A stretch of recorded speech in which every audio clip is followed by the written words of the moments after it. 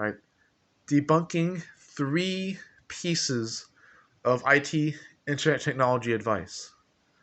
Number 1, signals cannot be manipulated, only information and data. No.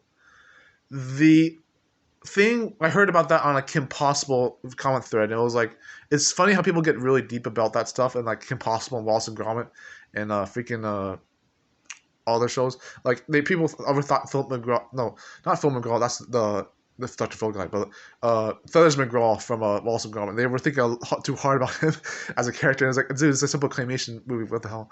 So like in the Kim Possible comment section for like the body switching episode, the one where Kim and Ron don't switch voices apparently.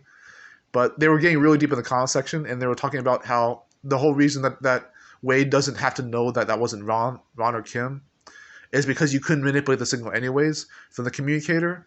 And they were saying how, in general, if you could manipulate the information, that was the only way it could be done. Well, okay, that at best the only thing that could be manipulated even then was the information, not the signal. And if the signal was manipulated, it was never the signal, only the information. And that's why they said was the only information that can be changed has nothing to do with the signal. Or in general, just all the information. Okay, I'm finally getting a little messed up. I'm finally getting a little mixed up in my own thoughts again, but not like I had done that before. But different energy, different story, whatever. But that's what the quote was: is that you cannot manipulate signals, only information. And I disagree with that heavily. And the reason why is applied to one of the main themes of this whole video. I'm gonna have like 3 points at minimum in this video, but 2 plus 1, I think, depending on the last one, but 3 to 4. Because the reason I say that is that because information always tells you something, even if it doesn't take the form that you think it would. I think it's like when you have even a lie, a dishonesty being condoned, it tells you something anyways. This is what the Central Intelligence Agency knows already, is that when you lie about something, or even if you give information that's insignificant or tells you something else, it's still important. It's like, this is how a lot of people, like even real spies, how they do this shit. It's like, you always know, and even a philosophical lens, could be Socrates, could be any Aristotle, Plato, doesn't have to be a spy or from the Central Intelligence Agency, but any information you give always tells you something. Even if it's a lie, even if it's pointless, even if it's irrelevant, it always tells you something. You don't have to be insightful philosopher to understand this. That's why when you have a signal impossible to manipulate bullshit going around, it's like, how is that internet technology in the first place? Like, I could be full of shit, but how is that IT? Like, no, signals can be manipulated. And I don't have to even put this in like a spiritual lens, but I'll use a spiritual example anyways. You don't get what you deserve, you get what you attract. Do you think you're going to manifest some kind of like fucking Wi-Fi virus fidelity that does not head your way because you could not manipulate it? Oh, it's impossible to avoid the signal because it will just come here anyways. No, it doesn't have to come to you, especially if it was manipulated. That's not unique to data information. You can manipulate signals. I'll die on the grave with that one. And I know I didn't explain that pretty well, but that's a little different. Like, you can, in fact, manipulate signals, not just information. The whole point of being combobulated by what you understood or interpreted in spite of what came your way or not. It's not just changing the direction or what attracts that, but focus is to understanding as signal is to information. Working with that analogy. You know how I concede signals and focus? It's because it doesn't have to come your way. And that's not the only way it can be manipulated, by the way. That's not the only way it can be manipulated. But it's like, but if you, as far as information alone is concerned and data, if you can already interpret it different ways and always be told something no matter whether it's a lie or a pointless, irrelevant thing, the same way that information gets interpreted in different perspectives, doesn't have to be subjective, that gets a little too weird, but doesn't have to be like, oh, everything's subjective. No, fuck it. But like, whether that gets interpreted different or not, because everyone does this, by, universal theme already. Everyone interprets things differently, even if they mean it in the same way. But it's like, but that doesn't mean everything's subjective. But it's like, that's another story. But you can in fact manipulate signals. not just information. So that's IT advice number one being debunked as a myth. Number two, the pipeline theory. The internet, the World Wide Web, is not actually a web. It is a pipeline. It doesn't matter how close together you get things interconnected or mesh work-wise. You can't make it interconnected anyways because it could only go in a linear fashion. That's how it's designed. That's why it's the internet. No. The internet is not a pipe. This could not be any more common sense. It is actually, you impress us in the most positive, okay, this gets impressed in the most positive way regardless, but even without the optimism, that's literally how it works. It is interconnected. How do you think, like the last point I made about how information and signals can be manipulated? When we interpret things any differently where we do on a universal scale, that doesn't have to be philosophy. That doesn't have to be spirituality. When you interpret anything as different as it is by default, no matter who you are as a person, that is not going to have you thinking that the internet is a pipe. Is anything linear in this life? Fuck no. Not even progress is linear, dude. This gets a little philosophical and spiritual, but not even progress is linear. You always have setbacks and regressions.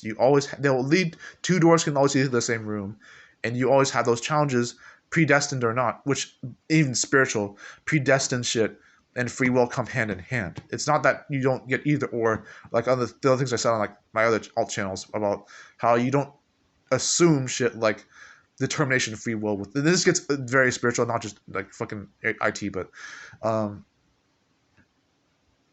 the internet is not a pipeline. It's not linear because nothing is linear.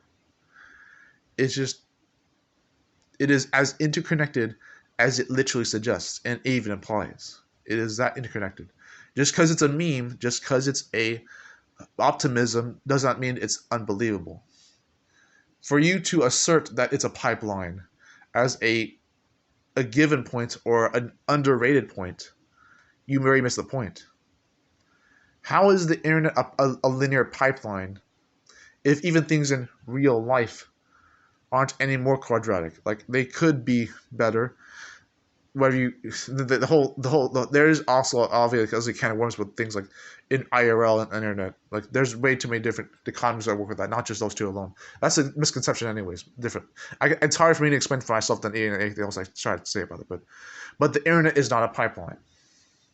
It is not linear because nothing in life is linear, not especially progress. If it were like that, we'd be in way more 1984 spectacular ways. Is it not good? We'd be in way more deeper shit than 1984, than even the so-called internet is a pipeline would suggest. World Wide Web being a pipe, linear. Because it's not the case in the first place. We have it way better than we realize. And if people bug you about saying, oh, we're all interconnected except for censorship, disingenuous, maybe back-asswards pencil twisting truths, but different. Or even pencil twisting lies, which anything is information anyways. But number 3, this was supposed to be the bonus one. I was trying to come up with the third one and then the bonus, like 3 plus 4, 3 plus 1. Number 3, this is going to be a good one, guys. You remember Rule 34, that if it exists, there's pornography about it? I have to literally debunk that one, right? But this is what I'll start with first. You know Murphy's Law? Not Milo Murphy's Law. That's a cool cartoon from the Face of creators. But do you know Murphy's Law? That anything that can happen will happen? Take that into the back pocket for a second. Think about my favorite movie is Shanakers 9. Ever since I saw that movie, I had the epiphany in my mind. This is a little bit common. This is more common than I'm willing to admit. Nothing will ever be better than this moment. It's not supposed to be pessimistic or optimistic. It's a little duality of that. Nothing will ever be better than this one thing after this moment happens. As soon as this happens, nothing will be better than this. Every single time I see anything else other than this, nothing will be better than this other moment. Because every time it happens to be that good, this will still be better than that timelessly and eternally.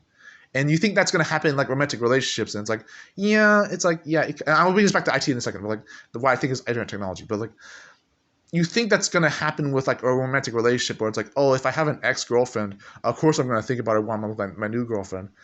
I have a little bit of a pet peeve with that, if not philosophical gripe. And I don't know how to explain that right now, right away, but it's basically the idea that's always, that even minimalism and quality isn't always what it is. There's a way that quantity can be better than quality, involving value. There's a way that materialism, pro-materialism, can be better than minimalism, involving creativity and beautification. So in the same energy, with Murphy's Law in question, would you say that pornographic material about, and this is supposed to be my philosophy, don't worry if this is overcomplicated, don't worry about it. This is just my philosophy, don't have to watch the video. I have a different, okay, I have a fourth philosophy about that, but we'll get to it soon if we can. But if you want to watch the video, go ahead, but I have another philosophy that debunks Aaron Hansen's Game Grumps philosophy, which I'll get to very soon in the same video. But with Murphy's Law in question, would you say that pornographic material about anything that exists is the point? The reason I debunk that is my belief that the same energy of me having Shane Acker's 9 is my favorite movie of all time, as if nothing could ever be better than it, it comes down to the other myth of expectations versus reality. Because there's nothing, not that it's not funny, but it's like, but people think that there's truth to that. And there is truth to the expectations versus reality. But with Murphy's Law, with expectations versus reality, and with porn existing of everything that exists on the internet, the way I'll debunk all three is that we're always surprised. We are always surprised. We deny it to ourselves. I deny being stressed and anxious, and I deny being needy, and I deny being, and this is a little personal projection, I deny being responsible, and I even deny being creative. We're always surprised and impressed all the time. We always have things that overwhelm us, even oversensitization. Like you think I'm actually desensitized right now? I can literally smile right now. I can literally look at this camera. I'm not desensitized. I mean, I think I have emotions or nervous system capabilities, but I can literally touch my skin and my shirt and feel it. I'm not desensitized. So we're bigger liars to ourselves than we realize. Carl Jungian style shadow work, for that matter. How does this relate to internet technology? For people to say things like, oh, expectations of reality. Of course I wouldn't get what I thought I wanted. It was not what I wanted in the first place. Simple truth. And then shit like the other thing, like Murphy's Law, whatever can happen will happen. And even, oh, if it exists on the internet, there's pornography about it. That's disingenuous philosophy, in my opinion. I don't have a right to say that about philosophy as well, when I don't even look up Socrates and Aristotle and Plato. I don't look up those people on the internet. So same internet. I don't even read books about actual philosophers of over the years. But not even just the cliche ones for that matter. Even people right now in real life, but other cool people. Not just the popular ones or even underrated ones of walks of life. All of them. Even freaking like you could even say Base Fuzz from Zarius Zerst, the black intellectual. He's a philosopher in his own right. He may think he's a simple guy, but you don't get that intelligent without not so much inherited wisdom, but like why would I call it inherited reasoning and even creative reasoning. Zerst is way more credible than he realizes, even if he's trying to humble himself, and he is humbling himself, and I'm glad he does that. He's not right about everything, but he does get enough things right. So people like Base Fuzz could be philosophers and intellectuals in very beautiful ways that not even he recognizes, or those people would. Anyways, what I'm saying here is that there's a disingenuous philosophy for those three other things, as if it would all be that would happen. Oh, all it would be that would happen to be the case. You're surrendering way too much control in the wrong direction at that point. When you say that it would already have been pornographic, this is one other thing that I'm going to explain. The burden of proof is on the active side, not the passive side. And also you don't get what you deserve, you get what you attract. That's a spiritual and a political belief, but different, whatever. It's just whatever. It's logician and spiritual, but for the porn and the expectations to be disingenuous, do you think that it would be exposed because they commission nothing else? Do you think I would say things like, I don't think Shane Acker's 9 would only be better than every other movie I ever watched, but it's still that important to me? Not to say that in a subjective way, which it technically literally is, but it doesn't have to compare that way. It's about your attention in that moment, in that present timeline. What you're focusing on in that moment matters most. It's not that putting porn in question or expectations versus reality in question is the whole point. Just subjective or not. If you were going to have that immutable, if you were going to have that number one priority, be that number one priority, this is vague thinking, but like the number one priority you have in your life doesn't have to be anyone else's priority. I still, to this day, I still get through my head this other thing when people say things like, every community has rules. They may all be different rules, but they also have rules.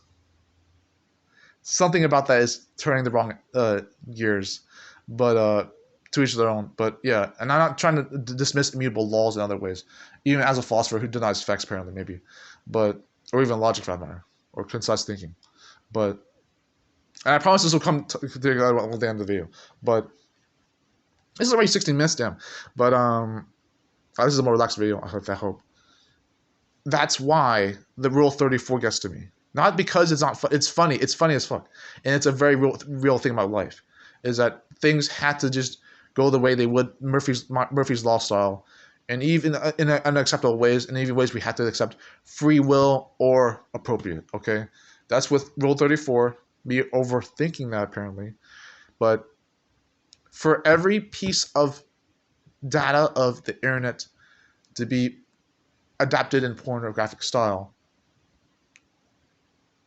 it's disingenuous to describe it like that because you're only focusing on one aspect, an oddly specific one that matter, to describe what's attached to it.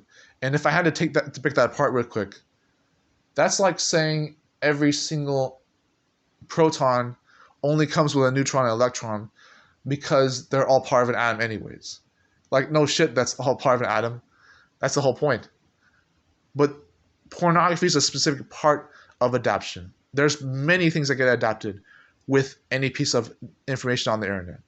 And no one has to explain that in a way that's underrated or overrated, okay? If porn is the first example people go to when they think about what information is adapted and cloned and interpreted differently, they're missing the whole point of creativity. You don't have to see it the same way as everyone else. You don't have to have the same universal theme as everyone else. Even the controversial way I communicate, where I don't want to have to explain something the same way all the time, there's a long story about my communication skills trauma, among other traumas, I mentioned hand in hand. The way I communicate arguments without needing them to be defined as an argument in the first place, the way I see things like trust and loyalty, and the way I communicate without literally communicating everything, communicating nothing at the same time, which is what that really is.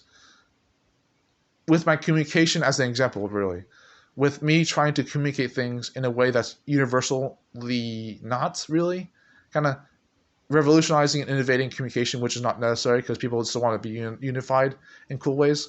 Anyways, my communication is a flip of the coin. I'm either really good or really bad, but the reason I make that example about my speaking skills is that that's how I see Rule 34. It's like, if it was going to only be the case that particularly sexually explicit material is cloned and paired with every piece of information on the internet, don't you think that's not suspicious? That sounds like judgmental anyways for anything that's sexual on the internet. But why would that be the first example as a 34th rule apparently of a meme or a meme? Why would that be a particular example of information on the internet? A place where you think it's a whole world wide web of information that's apparently free and Wild West style and all the likes of the things. Good or not, compared to IRL thing, different economy, philosophy, disingenuous, or even then for that. I think it's because Rule 34 is an example of really real reality. They have to use an oddly specific extreme. Whereas in this world, in a world where nofap and semen retention is a thing, and I'm a big believer in that stuff, by the way, but in a world where porn and sex is not seen as a big deal, whether it really is or not. And ultimately, I still believe it's a big deal myself. But in a world where porn and sex is a oddly specific example of something that may or may not be as evolving as you think it is, but sexual energy is still very important regardless, even if it's not vital. So some people like Ancient Archives, shout out to him. Sexual energy is everything. Not literally everything, but everything anyways. For porn and sex to be an oddly specific example of the problems it incurs, whether or not no family attention actually resolves those things, which in my opinion it rarely does. Wherever I'm having to explain that any better. But I don't even believe in that, but I do. I really do. But it makes the Rule 34 very peculiar. That it's being used as an example. Not from maybe projection of trauma, it could be, not denying that. But why sexuality gets used as an example of representing World Wide Web information? It's a contrarian way, in my opinion, to describe anything logical with a moral faucet. Even with people like me saying things like logical, emotional, moral, which for me, I said in my Q-Tab post like a day or two ago. Emotions first, then morals, then logic. And I still stand by that. That's how I did it in my own experience anyways. We're going to move on. 21 minutes. We're moving on to the bonus one. And this is when Game Grumps Aaron Hansen said, if you don't like my videos, don't watch them. I'm going to debunk that. It's going to be in the same energy as what I also said in another video. The ends do justify the means. And that's also controversial. There are people, either even different economies and controversial groups that don't believe in that. So it's like, but there's this one guy who explained it very well. Same energy as maybe some atheist YouTubers who described very well why they believe in atheism. That same energy. I don't know if that makes sense, but like, yeah. The reason Aaron is wrong for assuming that that's subjective and unimportant and pointless and trivial and unnecessary drama, the reason that Aaron thinks that, okay, the reason I think Aaron thinks that that's unnecessary drama, whether I made the point about narrative drama and pointless drama before, that was funny, but also a very serious argument before in that other video. So you can check that video out if you want, if you know where it is, but that was a week or two ago. Mr. Hansen says that because when he's an entertainer and a gamer and animator, wherever else he does, he's made like animated video games, that's pretty cool. But Aaron believes this, in my opinion, because he thinks that people can basically spend their time doing better things than complaining about what's only bad in front of them. And that would be high, mighty, cool, and dandy in good ways if it wasn't that they would not be running away from their problems in the first place or being escapists and cowards. Same with, and literally, this is worth bringing up again, Carl Jungian style shadow work. You can't even run away from even your actual trauma and misery forever. Even if you think that's the right thing to do. You think it's the right thing to do to avoid your trauma and misery by running away from the drama, and that's literally essentially what you're doing. By ignoring that the bad things that happened, you think you're moving on. You think that you call that moving on when it's actually just being escapist. Same energy with the Carl Jungian shadow work as the if you don't like what I'm doing, don't pay attention. Aaron's wrong for this because he's not reiterating a common belief. He's projecting his own perspective on something that's not even true in its own energy. It's like it's supposed to be done to death to avoid people who you don't like or things you don't like. And to an extent, changing your focus is very important too. Choosing the positive as per the negative, but don't only focus on the positive. Make sure you have, and this was never supposed to be only about internet technology apparently, so sorry if it wasn't about IT remotely, but debunking IT advice as if it had anything to do with internet technology, which I hope it did a little bit, internet technology, but then again, Game Grumps is on YouTube, so whatever, internet technology there with YouTube, broadcast yourself, but oh god, this is almost 30 minutes. I'll wrap up soon, but for bonus number 1 of +3 + 1. Aaron Hansen's wrong because if you cannot care, if you just simply did not care, this could get controversial. I could even explain this in terms of bullying versus violence in entertainment. Like bullying in real life versus, this is why even some shows like freaking Level Up from Cartoon Network from years ago, that got on my nerves a lot. Their advertisements were really cringe. And not just in a philosophical lens. But yeah. Even the Batman Returns Arkham Knight movie 3 with Bane in it. The crime that happened in that Colorado theater, that has a controversial aspect for everybody. Even freaking Dark Antics and then Dark Matter 2525, the one who made the religion animations. Those were pretty cool. But he's supposed to be backing up atheism, but I don't know if he did. I assumed he backed up a spirituality anyways, but atheism, singularity stuff, even Matrix stuff, that would be pretty cool. Simulation stuff. If he was an atheist YouTuber, then I understand that. But yeah. Anyways, these kind of dramatic effects in life are not staples you run away from. You do is particularly you could focus on the positive. Particularly, you could ignore things that aren't worth your time. But the particular way this stimulates is that if you're going to only avoid what's bad, if you don't want to have to bother other people dealing with it on your end, even if it's bad for both parties, like if you were going to ignore Game Grumps because you can never give them the energy you need to, whether they use their boundaries and rights for granted the wrong way or not. Because I have a big pet peeve. I'm a philosopher, right? So I have a problem with how boundaries and self-respect and privacy matters to people. Because like I'm very weird about the don't be evil Google thing. Because it's like people like me are always exploitative and exposing people's secrets and doxing them. And that sounds dangerous for me, but I am not as bad as I look. Trust me. But that controversial philosophy of, oh, if I can't keep secrets and no one else can keep secrets, then who even has secrets anymore? And I have that controversial philosophy of opening the Pandora's box and the Schrodinger's cat and the can of worms all the time, 24/7. I'm very liberated in that sense, but not in a good way. But not because I want to be an asshole or be a bad person. It's just different philosophy. I could always do better and learn to do better and be societally acceptable in this world, mature and otherwise. But that's my philosophy anyways. Free speech or not. But Aaron cannot... People like Aaron Hansen can't use that excuse forever, which is literally what it is.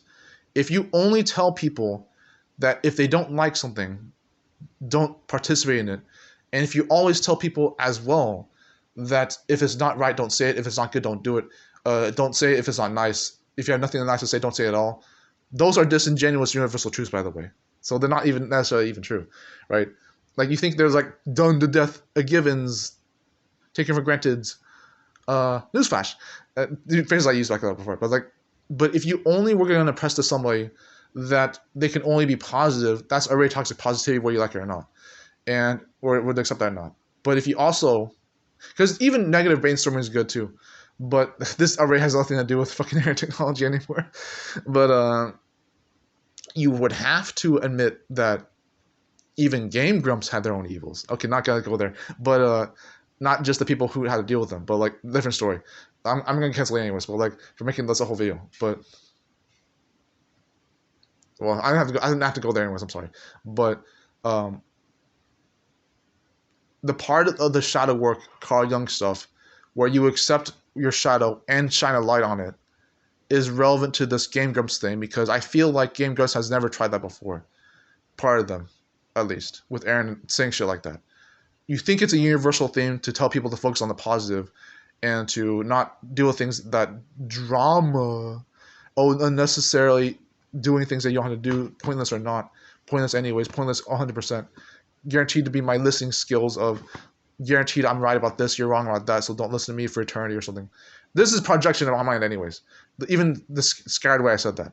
But, or just throwing examples of things I didn't have to make relevant in the first place. But I just want to relax this whole video anyways. I am relaxed recording for 30 minutes in the first place. But in conclusion, I'll stop this at 32 minutes.